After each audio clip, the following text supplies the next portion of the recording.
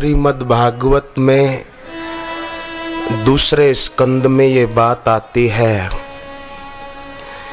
पिबन्ति ये भगवत आत्मनः सताम कथामृतम श्रवणम पुटेषु पुनन्ति ते विषय विदूषिताम शयम व्रजन्ति तच्चरण सरोरुहान्तिकम। माने जो साधक भक्त महापुरुष के मुख से निकला हुआ अमृत अपने कानों में प्रवेश कराते हैं, उनके समस्त दोष नष्ट हो जाते हैं और दोष नष्ट होते ही जीव उनके चरणों के निकट हो जाता है।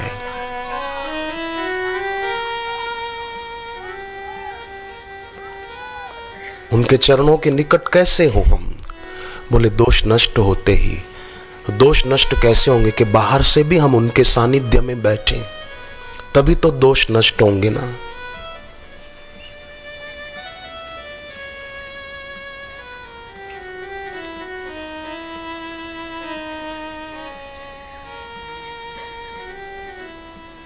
अब थोड़ी देर शांत बैठकर हम एक दो प्रयोग करेंगे।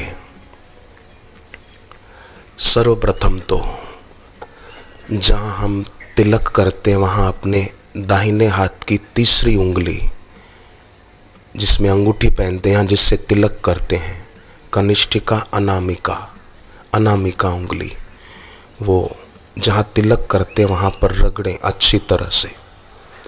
मन में अपना गुरु मंत्र बोलें,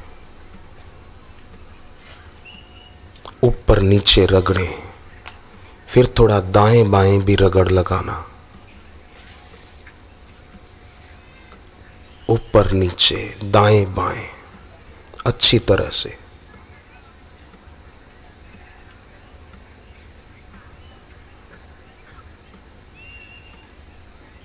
बराबर जहां भ्रू मध्य में तिलक करते हैं उस जगह पर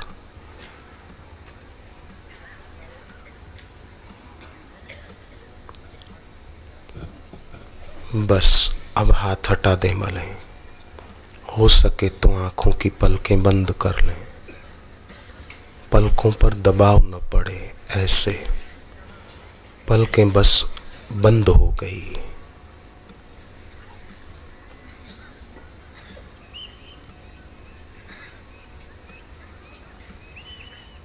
चक्षुश्चैवान्तरे भ्रुवोः, श्री कृष्ण ने कहा है, दोनों नेत्रों के मध्य भ्रू मध्य पर अपना ध्यान केंद्रित करें। बंद आंखों से उधर देखें।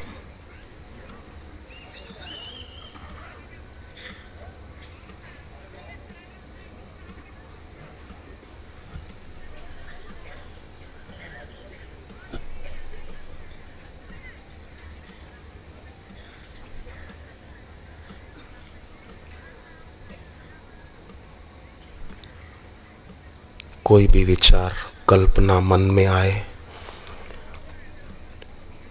तो उस पर ध्यान न दें, वो अपने आप आए हैं, अपने आप जाएंगे।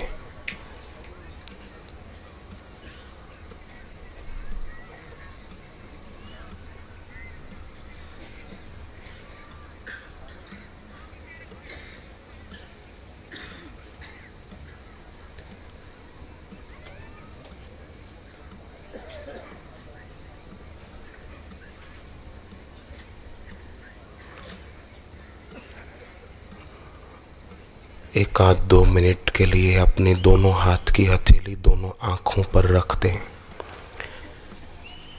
दबाना नहीं, केवल हथेली छू जाए आँख की पलकों को।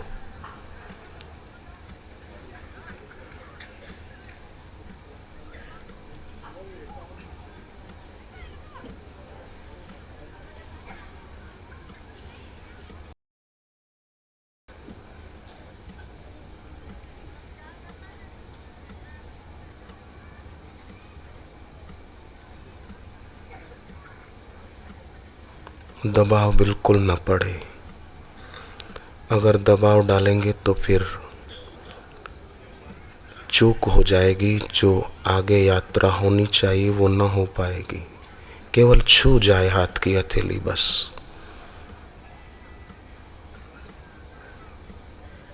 हाथ हटाना चाहें तो हटा सकते हैं, पर पल के बंद ही रखें।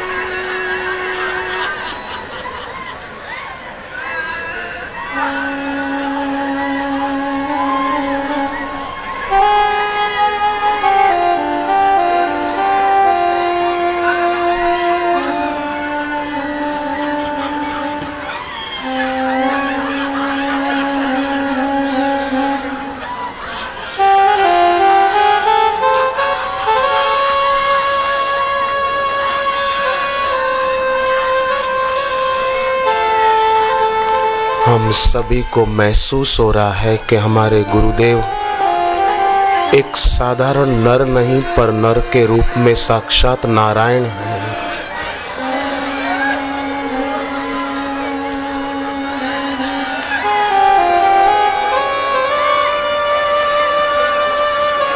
गुरुर्देवो महेश्वरः।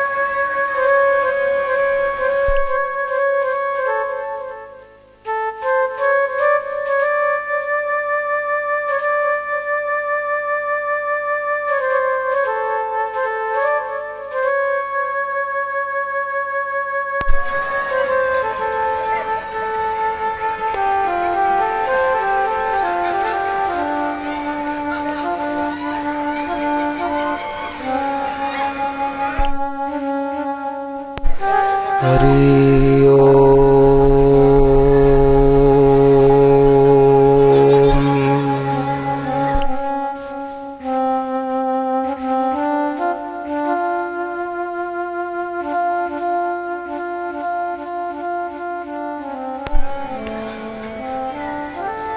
हरि ओम।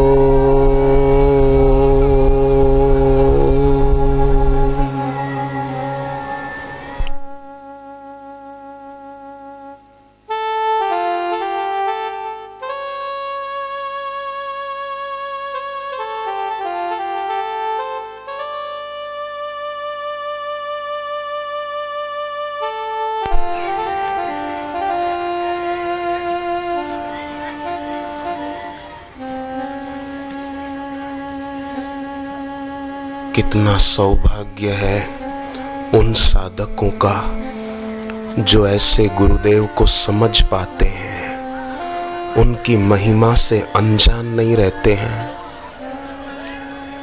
और क्या दुर्भाग्य है उन लोगों का जो ऐसे सद्गुरु को पहचान नहीं पाते हैं, समझ नहीं पाते हैं।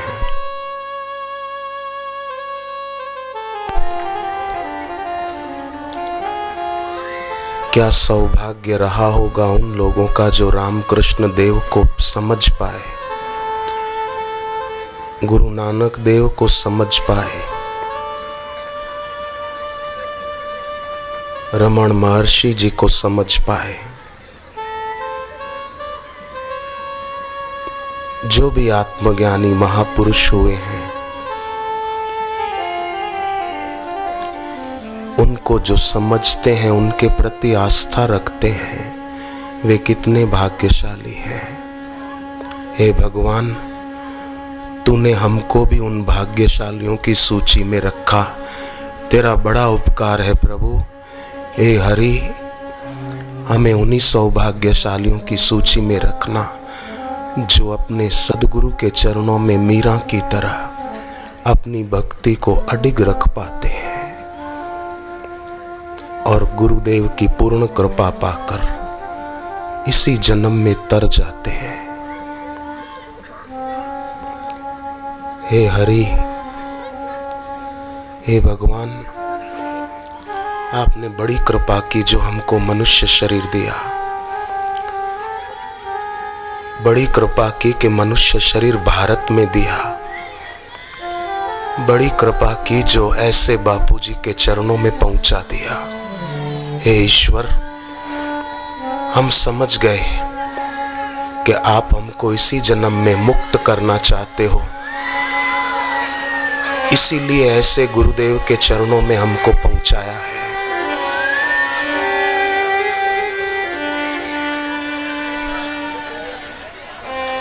हे भगवान,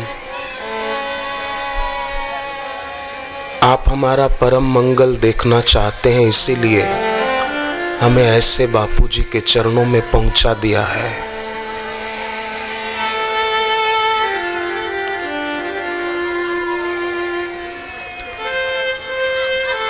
जो हमसे कुछ चाहते नहीं है पर हमारा सदैव भला चाहते हैं।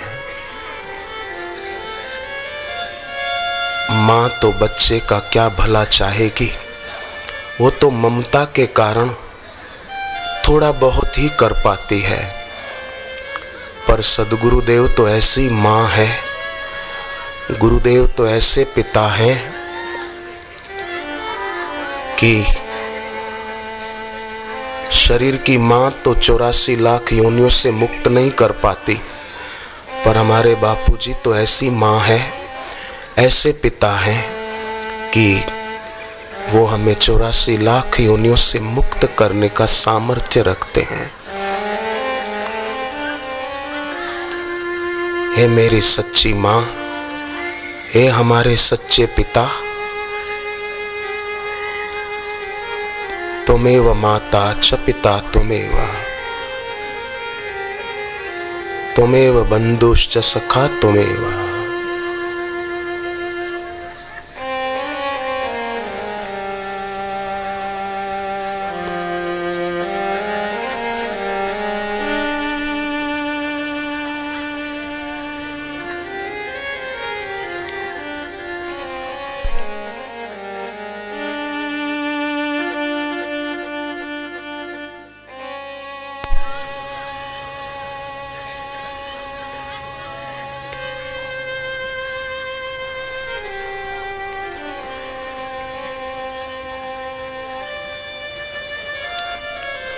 हरि ओम।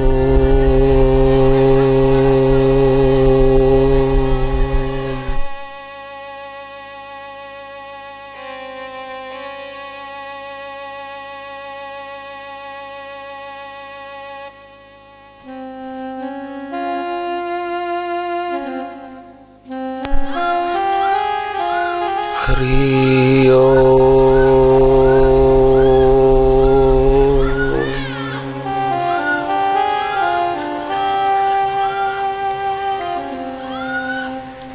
जो ज्यादा भाव में आ गए उनको पास वाले थोड़ा शांत करा दें। हरि ओम।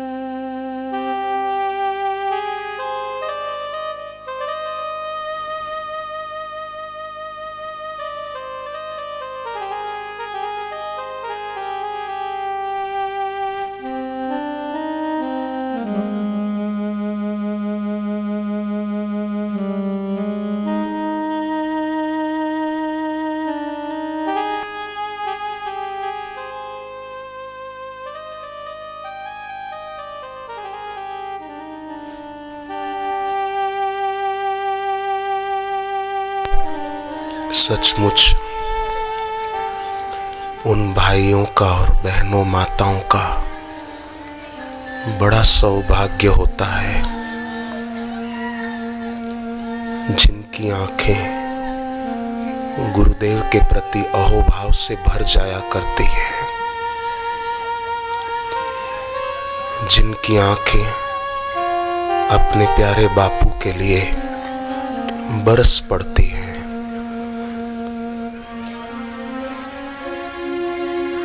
वो दृष्टि अच्छी हो जाती है, क्योंकि ऐसे करुणा अवतार, प्रेमा अवतार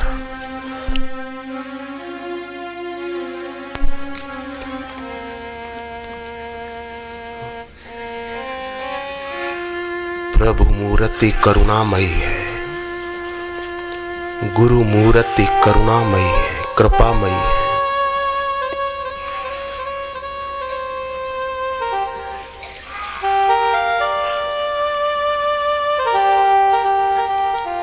अपने भाव को और गहरा उतरने देना।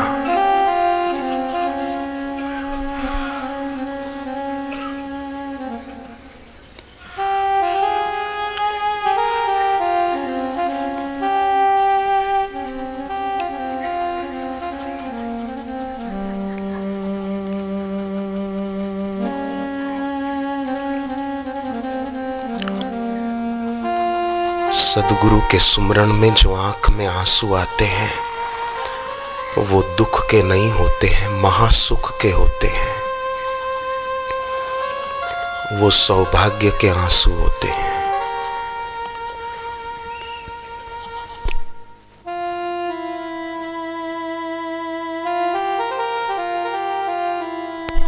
भगवान राम से लक्ष्मण जी ने पूछा था, आपकी भक्ति मिल गई, उसका क्या प्रमाण है? भगवान राम ने कहा, लक्ष्मण, मम गुण गावत पुलक शरीरा, मेरा नाम सुमिरन करते करते जिसका शरीर पुलकित हो जाए, गदगद गिरा नयन बह नीरा, जिसकी वाणी गदगद हो और आंखों से आंसू बह चले, दुख के नहीं पर प्रेम के, समझ लेना उसको मेरी भक्ति मिल गई है। हमें कैसे पता चले कि हमारा हाथ बापूजी ने थाम लिया है? 8 प्रकार के सात्विक भावों में से एक भी अगर आपको अपने जीवन में दिखे तो निश्चित समझना कि गुरुदेव ने हमारा हाथ थाम लिया है। बापूजी ने हमको स्वीकार कर लिया है और उन्होंने अपना आशीर्वाद हम पर बरसा दिया है। उनकी दिव्य और दैवी शक्तिपात की वर्षा हम पर हो चुकी है।